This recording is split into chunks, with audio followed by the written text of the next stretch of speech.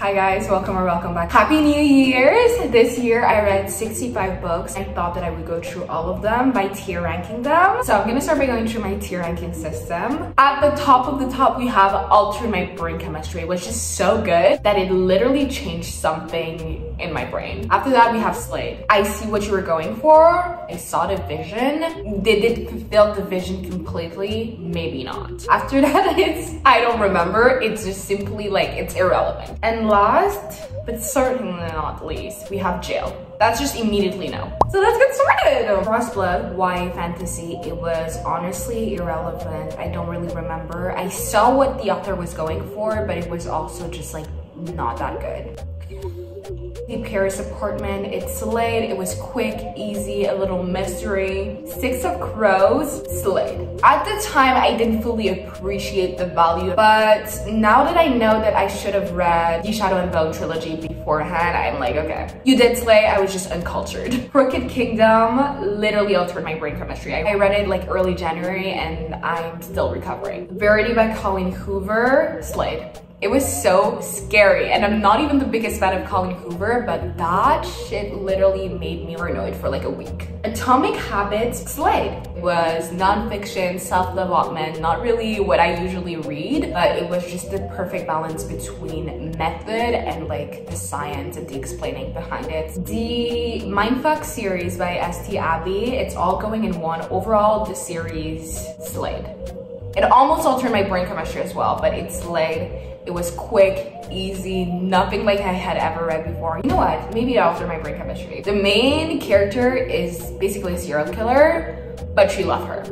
At least I did. Because one thing about me is I'm gonna support women's rights, but I'm most importantly gonna also support women's wrongs. That was a joke. Before anyone fucking shows this in court. This summer I turned pretty. I see what you were going for. Like, it wasn't bad, but I think I was just too old to fully appreciate what the author was doing. And also, I know how the trilogy ends and I'm rooting for the wrong side of the love triangle. So, The Fight at Night was Jail. It was like a retelling of the little guy that goes in the woods and like helps the poor. Anyways, Jail. Curveball, Jail. Fantasy as well, it was just like trying to be something that it was not. Like, it was trying to be so grand and so mystical and magical, and it was just like, you're not doing what you think you're doing. Normal People by Sally Rooney, I finally read it. It's Slade. I love Sally Rooney. I love that book. It was a great introduction to her work. You Deserve Each Other is a little cutesy romance. They're on the verge of literally breaking up. They're engaged. They don't think they're gonna make it to the wedding. I think it's the only romance I've ever given 5 stars to. The Fine Print. I don't know why I keep doing this. Like, who do you think you are? I see what you were going for. I remember enjoying the book while I was reading it. It wasn't anything wow. It's not anything that sticks out to me in my head. The Maidens by Alex Michaelides. I love The Silent Patient by him. I was very excited about this book. It was like, I see what you were going for. It was really good. I felt like it was missing a little something. I don't know. Something was missing. One True Loves by Taylor Jenkins Reid. I see what you were going for. Like, it's Slade, but it also was just not that good. Like, it was just because it was Taylor that I was like, oh. Legend, I see what you were going for. Again, one of those books that I feel like I would have enjoyed so badly in middle school, but I remember it was like one of the first like fantasy or dystopian books that I read where I was older than the characters, and that was just a bit weird to me, but it was really good. Like, I do recommend. The Sweetest Oblivion, that was a mafia romance because I was trying to find books that were like the Mindfuck series, because I was like, oh my gosh, maybe I am into dark romances. I was not into dark romances. The Mindfuck series was an exception. So that was Jail. I just remember there was like no substance between the characters. The only personality trait each of them had was that they were attracted to each other, and I was just like, well. Killing Sarai, I'm gonna say I don't remember. It's not Jail. I remember being very entertained. It was just like, what are you doing? The Heartstopper series, I read all of it. It's Slade. It was just so sweet and adorable. It didn't alter my brain chemistry, but it low-key did.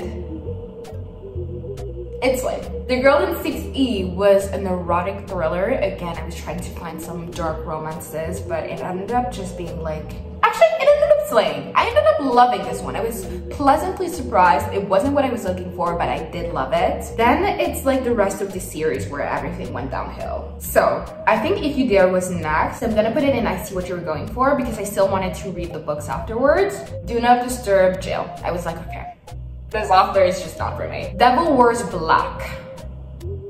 I thought this was gonna be a dark romance because look at the freaking cover.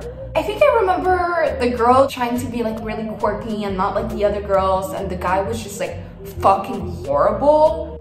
Like, what are you doing? I'm gonna put it and I don't remember. Because I do feel like it was entertaining. Love and Gelato, why does the cover look like a middle school book when it actually truly slayed? Other middle school books suck, but this one, like, be in high school, you can be an adult and enjoy. There Are No Saints. Again, me trying to like find dark romances, that was Jail. I vividly remember my Goodreads review being like, this book was like observing a nasty wound, compelling, but deeply disgusting and disturbing. The Year of Magical Thinking by Joan Didion. I really wanted to read a book by her. She's an icon, she's a legend. Altered My Brain Chemistry. So I'm so excited to read more of her books. It was a memoir about grief and her process with that. And it was just a book that was just, I was able to cherish a lot during the time I read it. The Hunger Games. It was my first time, believe it or not, reading the Hunger Games series, and it altered my brain chemistry. It was so good. I'm such a big fan of the movies. They're my comfort movies, favorite movies of all time. I truly believe that Catching Fire is like the best movie ever. All in all to say, I read the series. It was lovely to see like inside of the characters' brains, and I just had such a fun time reading them. Conversation with Friends, another book by Sally Rooney, loved it. I just wasn't expecting to love that book so freaking much. I don't even know what it is about it. Like, I saw like this interview recently of Sally Rooney where she was explaining how she was trying to write character dynamics and like explore the impact of their social class into it, and it was just like so, she's just so smart. I just love her so much, and that book literally means so much to me. I don't know why. I just connected with it. I connected with the characters. I was vividly entertained, even though it was solely plot driven. Altered my brain chemistry for sure. Birthday Girl is gonna go in jail. It's a age gap romance, and I know people either love this or hate it. I wouldn't say that I hate it. No, I do. The way I used to be. Altered my brain chemistry. I love this book so much. I wanted to get a tattoo for this book. Like, that's how much it impacted me. Trigger warning if you want to read it. Such a meaningful book. After I Do, I See What You Were Going For, Taylor. Like, it was good, but you know what? I don't really remember. Great Silk was literally crazy. Trigger warning for that one as well. There's a cheating trope, but like you kind of root for her, but also you end up finding out really dark things. That is another trigger warning. It was entertaining, but I also don't like when authors like try really hard to make you like care about characters that are not the main characters because they want to create more series in the future for them. Like, you can tell just by reading about them. So I remember not liking that.